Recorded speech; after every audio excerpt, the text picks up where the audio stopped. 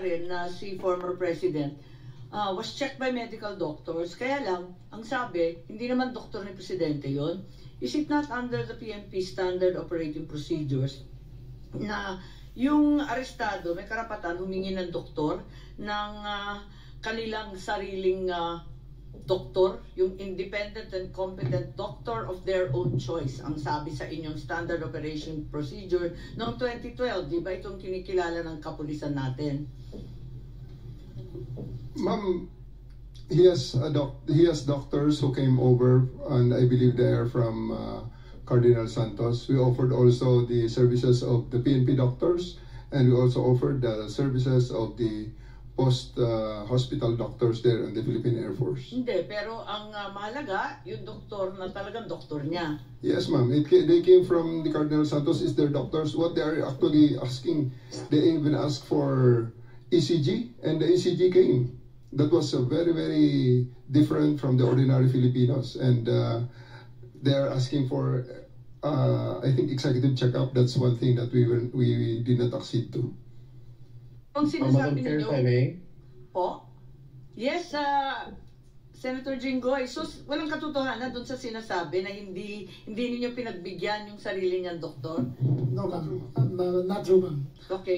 They requested a doctor. The doctors arrived. He was given an ECG. Subsequently, they asked Ms. Hanilet, the common law partner of the former president, for a list of his prescribed medicines. She declined. We asked a rundown of his pre-existing medical conditions. She declined. We asked what allergies he had. She declined. We asked that she board the flight with him going to The Hague. She declined. So all those rights, according to him, were given, and the doctor was given, and we tried to extract as much information as possible, but they all declined.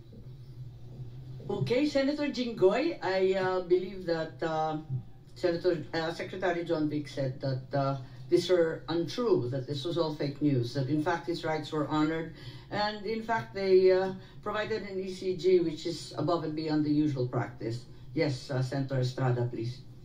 Thank you, Madam Chair. Let it be known that I am not protecting or I am not defending anyone, much less the former president of the Republic of the Philippines, President Duterte, since I am an ally of this administration led by President Bongbong Marcos, and at the same time a friend of Vice President Inday Sara Duterte. Now, since you've been asking questions addressed to General Torre, may I ask General Torre, how did you think did you handle the arrest of former President Duterte properly? Yes, sir. I do, sir. It's proper.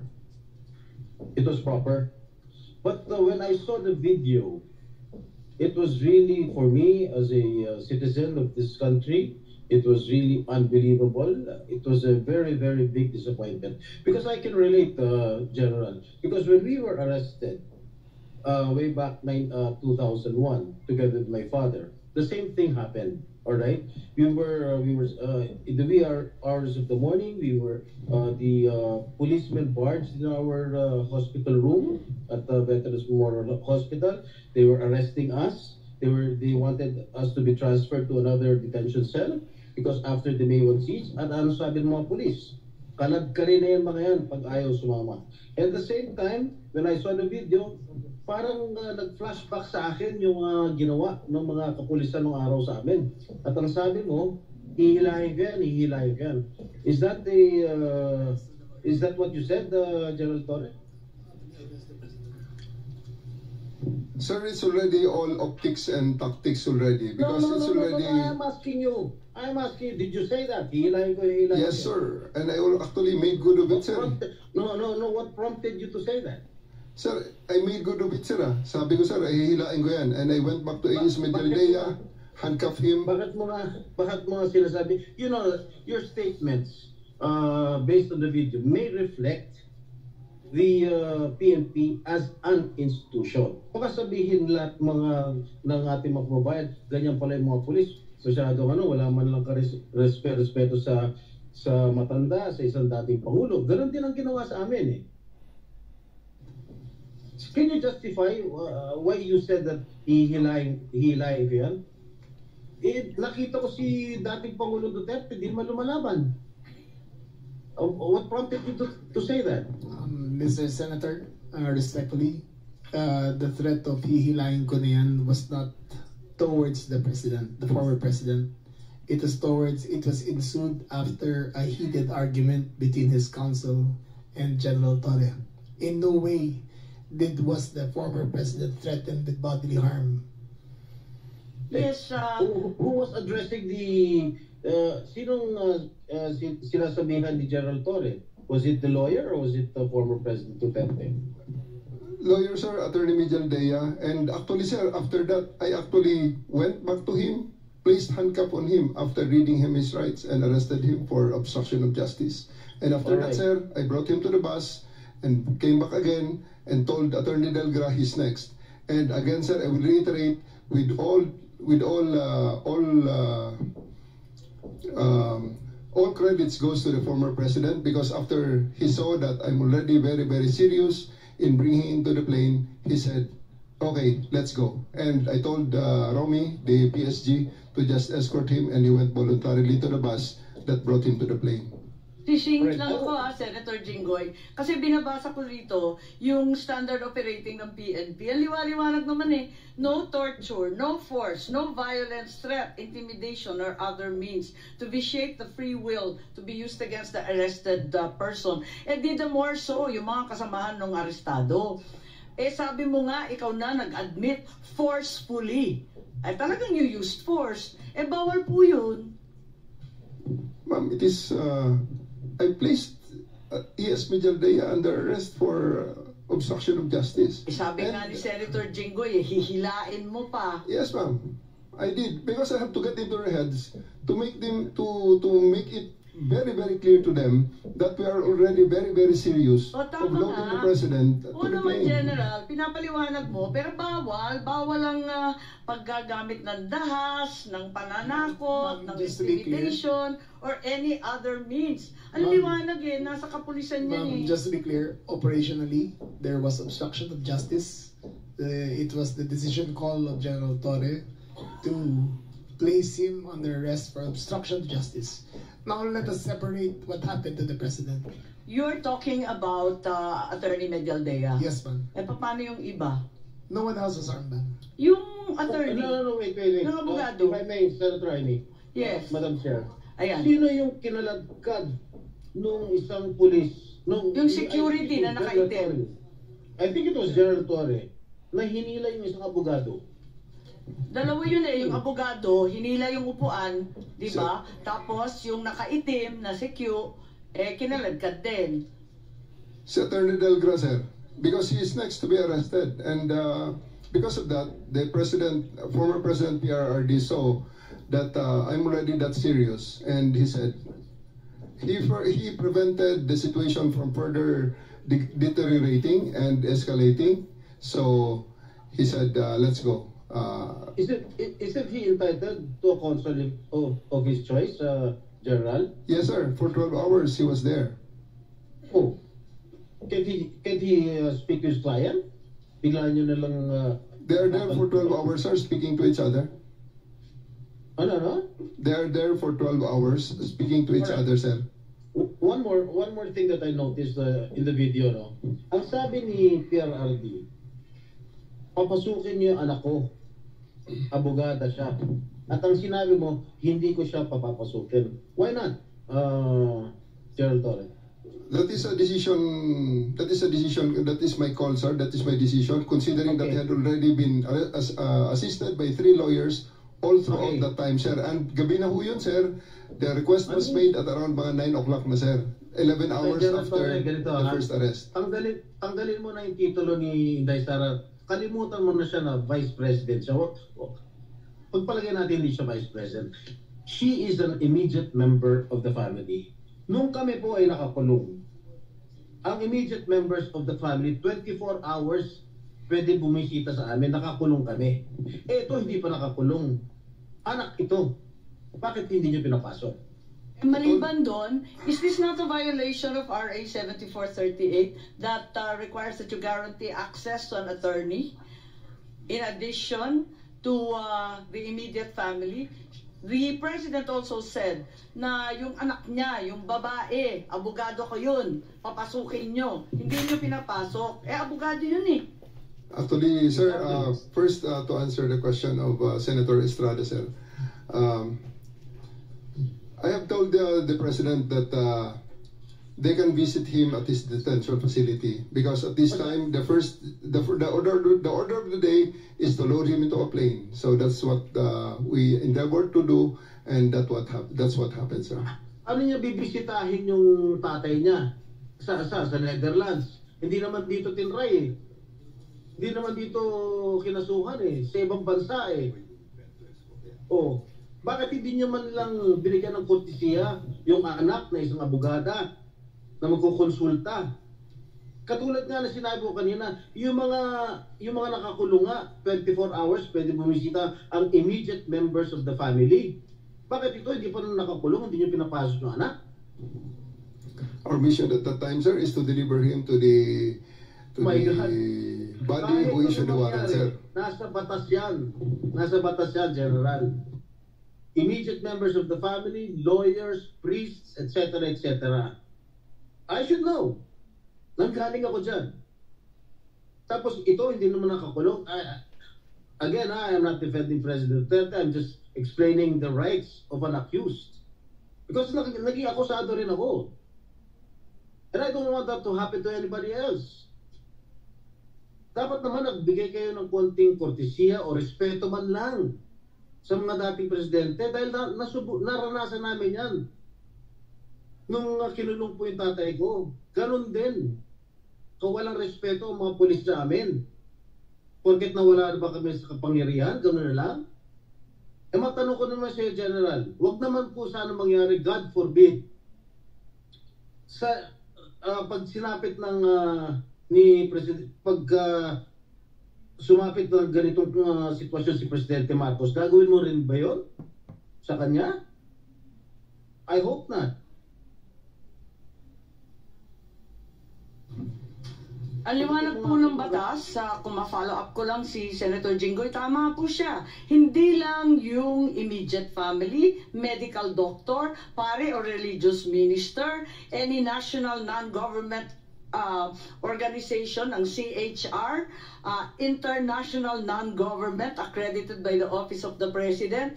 Lahat yan may access, pero pinagbawalan ninyo. On 2 counts, immediate family na, abogada pa niya. Bakit ganun? Ma'am, I think that's sub judice. I think we should be wary of many of the things you're mentioning. Bakit po naging sub judice yun? Ito kasi, habeas corpus po ang petition. So everything about the arrest will be asked by the Supreme Court. Kanina pa natin pinag-uusapan yung arrest. Pero I think that we're just passing, parang lumalabas na po tayo sa boundary. Senator Jinggoy, po? Ang sinasabi ko lang, the manner on how the former president was arrested, because ayoko naman mangyari sa darating na panahon na magkakaroon naman tayo ng ganyan. Sana makapagbigay lang ng korting kortesiya man lang, nakausapin yung mga abogado, pero nakausapin yung mga members ng immediate family niya, sana naman binigyan niya ng pagkakataon. Kaso mo, nung nakiusap si dating Pangulong Duterte na papasukin yung kanyang anak na abogada, tanggalin mo na hindi siya, na vice presidente siya. Abogada at anak niya, member na immediate family, sana man lang binigyan niya ng pagkakataon, makita niya yung tatay niya bago niyo siya isinakay sa plano. Yun lang naman yung sa akin. Masakit. Ako, isang anak na meron din akong tatay na kinanon ninyo. Masakit para sa akin. Pakipaliwanag din. Maraming salamat, Senator Jinggoy. Marami tayong pinagdaanan, kapatid. Kaya eto nga, talagang dinudibdib natin ito. Yes, Secretary John Vic lang po. Kay Vicky, kay VP, kay Senator at sa iyo, hugot ng mga anak ng presidente yan. Sumpa. Secretary John Vic, itatanong ko lang, why was there obstruction of justice? Paliwanag lang. Anong ginawa nila na obstruction of justice? I think General Torre would be the best one to explain that, ma'am. General? Sir. Sabi niyo nag-obstruction of justice kaya aarestuhin na rin ninyo si Attorney Medialdea. Ano po yung ginawa ni Attorney Medialdea na obstruction of justice? We're about to load an arrested person into a plane to transport him to the tribunal who issued the warrant. And Attorney Medialdea is preventing us from doing that. He shouted at us and intimidated us, including the president intimidating me. Alam ko malaking tao si Attorney Medialdea, pero hinarang ba kayo, tinulak ba kayo? Wala namang ginawa eh. Hindi naman nagandaan sa salita yung obstruction eh. He did, ma'am. So I do believe that under that circumstances, I have to arrest him and I do believe that I used the reasonable force to ensure compliance for him to step aside for us to load the former president to the plane. So yun lang yung obstruction dahil nagsisigawan yung mag-asawa? He is preventing us from doing our job of loading the former president to the plane. Hinarang ba kayo? Yes, ma'am. Anong ginawa? Hindi namin makita eh. Ang nakita ko lang, pinipilit niyo iposas, hindi magkasya yung posas. Yes, that's one thing, ma'am. He's blocking my way. He is preventing us. He actually placed another chair at the side of the president for the former president to sit, which is already very much delaying everything because the plane is already ready to fly. Ba't kayo masyadong nagmamadali? We are going... Una-una, ma'am, ang reglementary period, mamalasin naman kami pag hindi namin ginawa ang trabaho Bakit? namin. Anong reglementary period? Anong period yun? The Article Dahil 125 sinabi na nga ni Executive Director sa ating PCTC, na diffusion lang naman yun eh. Wala nga commitment pinag-uusapan dun eh. Wala nga red notice, pambira eh. There is a warrant. Takal na ni Arnie Tevez eh. Wala pa rin, di ba? This Ba't is kayo a- nagmamadali? Ano yung reglementary period mo? May I refer it to the SOJ, ma'am, if the SOJ wants to answer that. Hindi ba pwede kayo na muna? Mauna lang kayo, tapos sa si SOJ. Pwede? Okay, ma'am. Okay. My main processes during the time is that I have implemented a warrant, and it is therefore the person is already arrested by virtue of a legal warrant. And Article 125 comes into play of the revised penal code, which is entitled Delivery of Persons Legally Arrested to the Proper Judicial Authority. And I do believe at this point the judicial authority will be the ICC. Therefore, I have to abide with that Article 125 of the So revised inaamin penal code. mo warrantless arresto. Kasi yung Article 125 ng RPC does not apply kung may warrant. So inaamin mo walang warrant. At the many stages, ma'am, all the many other, Hindi, among make other up your laws. mind, General Torre. Warrantless arrest ba to o may warrant? Kasi ang liwanag naman ng Article 125 eh, ng revised penal I do code. believe that I have a warrant at this time. I just don't want to be... Hindi walang reglementary period. Mamili ka. Kapag warrantless arrest, edi may period. Kapag may warrant, walang period. Just the same, ma'am, I have to deliver Hindi him to the pareho judicial yun, proper kapatid. authority. Hindi magkapareho yun. The reglementary period only comes into play when there's a warrantless arrest in accordance with Article 125 of the revised penal code. Di po ba? At saka may kinalaman yun sa delivery of the accused and arrested. Di po ba? And I'm being cautioned by the DOJ, ma'am, that it may be sub judice already to discuss that because of the habeas corpus pending in the Supreme Court, ma'am.